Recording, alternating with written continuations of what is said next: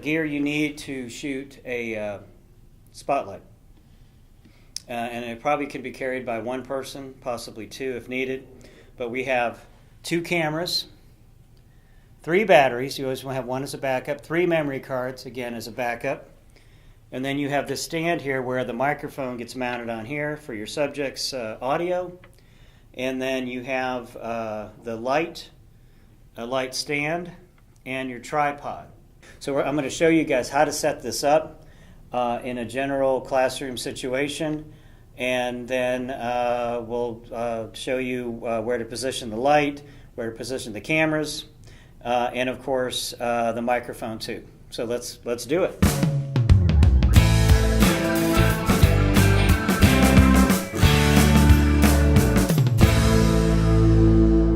Now you can extend here to raise the light, which you need to have it a little bit above the person's head. This is the power adapter for it, power switch, and then we have how much, how bright you want it to be. So basically you can turn it up or turn it down, and this is going to be used as a fill light. So look on my face, I've got it just a little bit of fill light. If you turn it up too much, it's going to look very blown away, so you need to just be careful how you adjust it. Remember, what you see through that camera is what you get. And you just take this and you slide the legs down, lock it down like that, and you take the microphone, which has a screw mount on the bottom, just like a camera, tripod, any camera would, and you screw it onto here, just like you would anything else, like a light or a camera. You pull this little handle down on the side, it turns it on, okay, and then when you roll, to start rolling, or you can see my voice is being picked up on the waveforms here. I don't know if you can see that very well, but there it is. You just push this button once and it starts recording. Now, for this situation, it's a little different how you set it up on top here, but you want this facing your subject.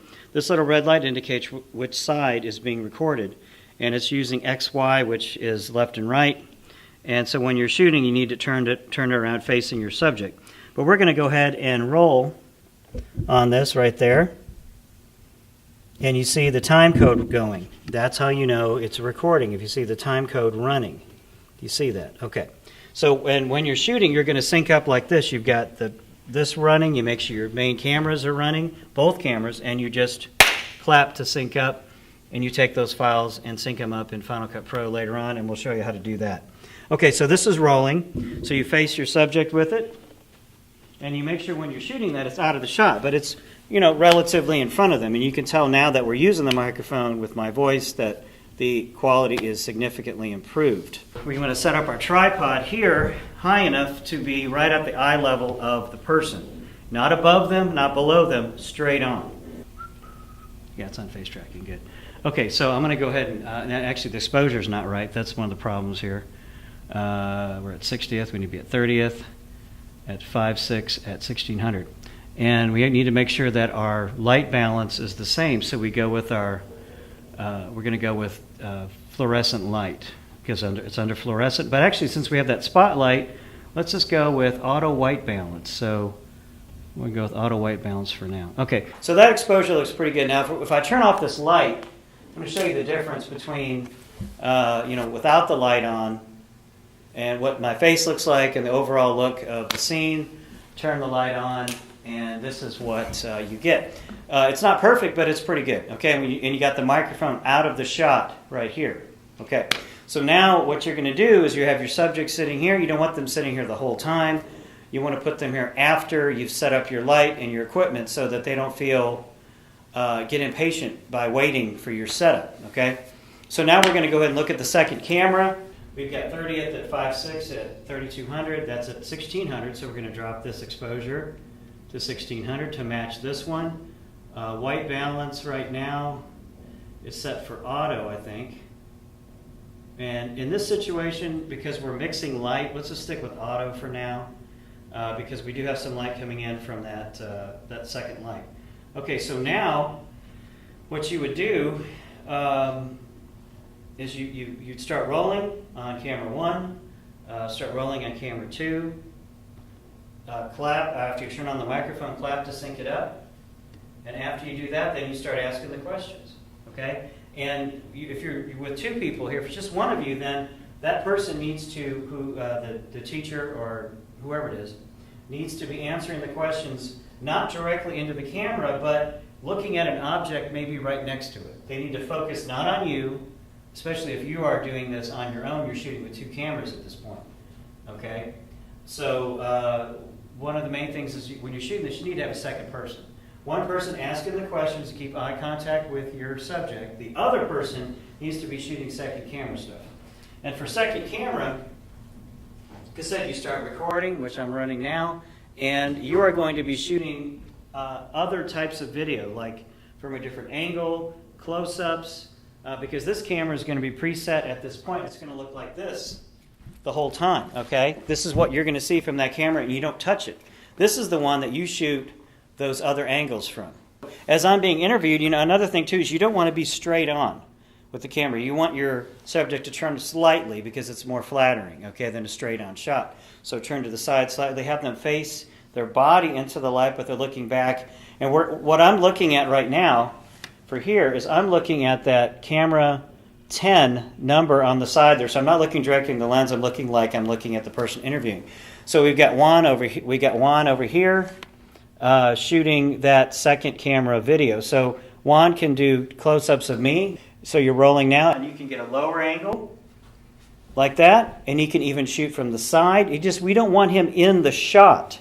We don't want him in the shot while on this main camera here. We want to only see him, we don't want to see him at all. That's what it comes down to.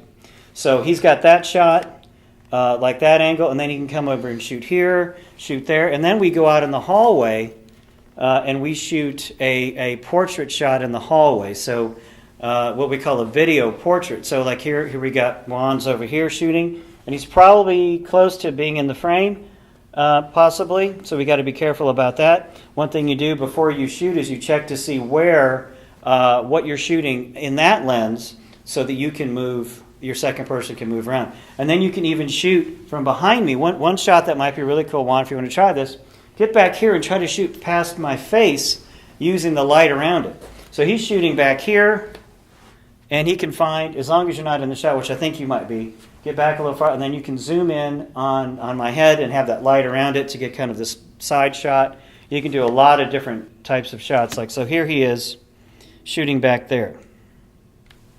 Okay, and one key thing is, remember, when you're shooting, you do not stop rolling. So while that camera's rolling, the second camera back here is rolling, you don't stop until everything is done, and including on the microphone. The microphone's the last thing you stop. So we've got Juan with this angle behind me.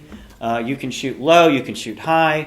You can even get behind the camera, which is another cool shot if you want to try. Get behind the camera, shoot what the camera is seeing of me as a secondary cutaway or insert.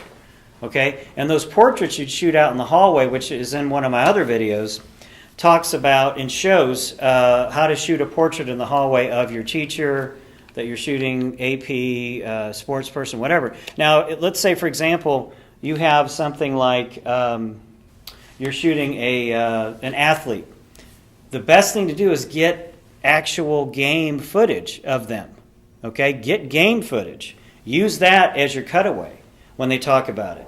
And in here, too, you can use the portrait situation in the hallway still, but you still want to have some sort of content of them in a game, on the running on the track, whatever it is that their sport is, and then you also need to get that portrait in the hallway. Okay, so that's pretty much it. We've got you've got several questions you ask. Probably we asked 6 to 7 questions.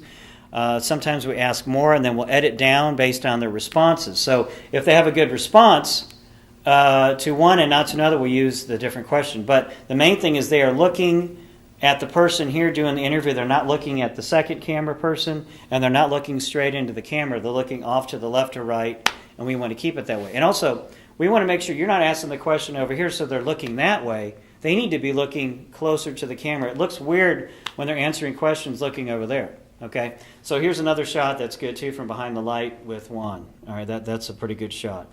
But again, microphone here, camera 1 there, camera 2 over here as a mobile one, and then the interview time usually is about 5 minutes. Don't hesitate to reshoot certain questions if you need to. And then you take it and you sync it all up between the two cameras that you have, and then you do your edit. And then that part we have in another video to show you how to edit your spotlights. So there you go. Thank you very much to Juan over here for shooting what he did and setting all this up. So, okay, thank you everybody. Hopefully this answers all your questions and you can get your spotlight done. Good luck.